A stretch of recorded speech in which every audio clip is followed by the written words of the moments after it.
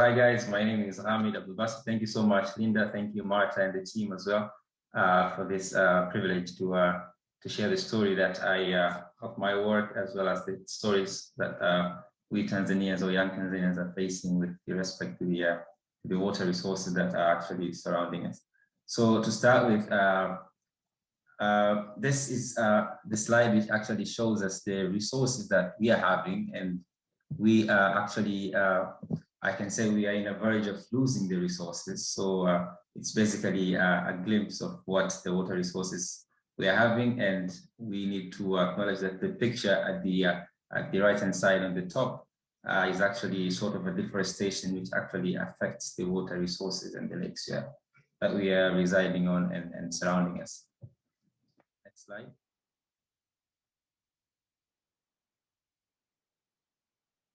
Yes, number one is to acknowledge the water resources that we are having. So in Tanzania, it's basically, we're even having like more than 5 lakes surrounding us, and most of them are actually transboundary. I'm sure you guys have heard of Lake Victoria, and it's actually on the top left, and we have Lake Nyasa, Lake Natron, Lake Eyasi, and many more. These are just examples. So again, it's a glimpse of us to understand the resources that actually we are having, and we are in a verge of actually losing them due to environmental aspects that are actually facing the lakes. Next slide. Yes, also understanding the problems faced by our lakes. This is a very important point, because people are living with resources. I can say we are actually living with the resources, but we're not basically understanding that the resources are actually in a verge of getting lost and getting into a declination, because the statement says lake ecosystems are vulnerable to environmental changes. We also acknowledge that the excessive advance of such processes, including siltation, water level decline, and resultant salinization, meaning more addition of nutrients, which are actually salt nutrients within the lakes, acidification, toxic contamination, eutrophication may lead to eradication of high plants and animals, and even the microbes living around and within the lake ecosystem. Just with this slide, we need to acknowledge that we are, with all the water resources around us, speaking of the lakes, we are having issues of settlements near the lakes. We are having issue of, without following the policies, meaning within the 60 meters due to the country regulation or the 50 meters. Again, we are having an issue of knowledge in terms of the community members around the lake areas, meaning what are their priorities when they use the water from the lakes for their own needs and wants. But again, the ways that they need to use the water to sustain their own livelihoods, but again, thinking on the other component of sustaining the water that they're actually using on their daily life. But again, with what they're doing, we need to understand that they're actually polluting the water resources, because they're not acknowledging that actually inputting what they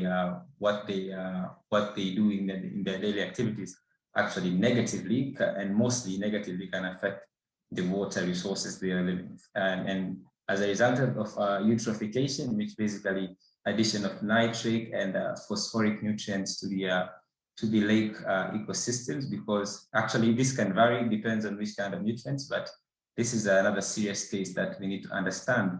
We youngsters, who are actually the next generation, I can say, or the remaining guys in the next generation, are actually in a verge of knowing that eutrophication can actually affect our lakes and our lifestyle. Next slide. So basically, also this connects with what I do in the Tanzania Youth Biodiversity Network, which I founded in 2018. Our basic aim is to raise awareness in terms of policies that are governing our environment, and to be specific with water resources, we are more into water governance, and youngsters to understand how the national biodiversity strategies and international biodiversity strategies, for example, the post-2020 biodiversity framework, actually align to what we do and what is our goal in terms of protecting the water resources we are having. Also, one more is we are also doing a project with the National Geographic, understanding how citizen science can be a component, a good component, which is actually youth-led, in terms of mapping the wastes around the water resources from the small tributaries of Dar es Salaam area in Tanzania. Next slide. Another one is the Earth, the Africa, which I'm also part of. We are actually sharing stories. Of youngsters and the activists actually working with nature. And one of them actually, I believe, is one of the participants who's actually residing in Victoria, is having an experience in this campaign that we're actually trying to air their views and their stories on what are they facing when they reside near Lake Victoria. What are the situations? Do they have anything to share with the world? Yeah. Next slide. This one, sorry for the Swahili language, but basically it's a translation for Your Story, Our Future, whereby it's under the Youth for Nature, where we work with them in terms of, again, sharing the stories of youngsters, mobilizing them, and sometimes giving them prizes in terms of them to feel free and share the story of what are they facing with their localities. And we are having some good number of stories, even in Swahili language, which actually shares what they're facing in terms of the lakes and what are they envisioning the future of their lakes. Yeah, next slide. One more is actually I'm actually also a storyteller by myself. So one of the components that I'm actually thinking of reviving is this initiative that I've been doing on GM Climate Series. I raise awareness in terms of water issues, as written on the top, water scarcity and access. So basically, we are trying to see on how we youngsters can actually share the knowledge in terms of the digital tools that we're actually having, and we are actually owning them in our daily lives and use them to share our stories and our needs in terms of what we want to see how the future could look like in terms of water sustainability. Next slide.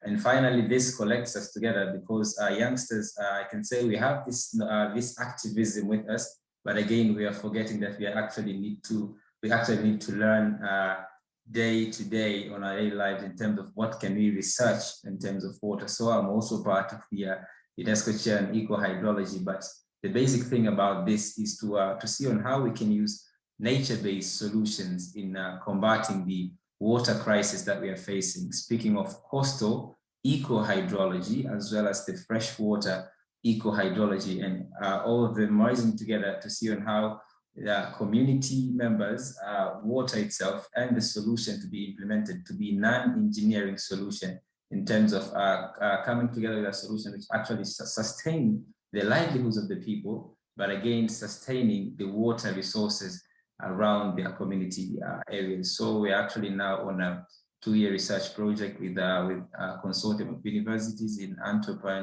Belgium, Lodz in Poland, Algarve in Portugal, as well as Lübeck in Germany, and Sokoine in Tanzania.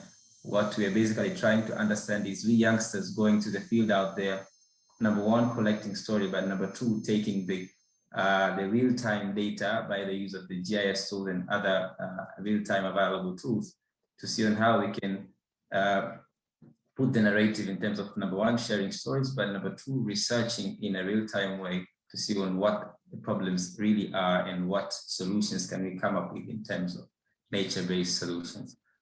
Thank you.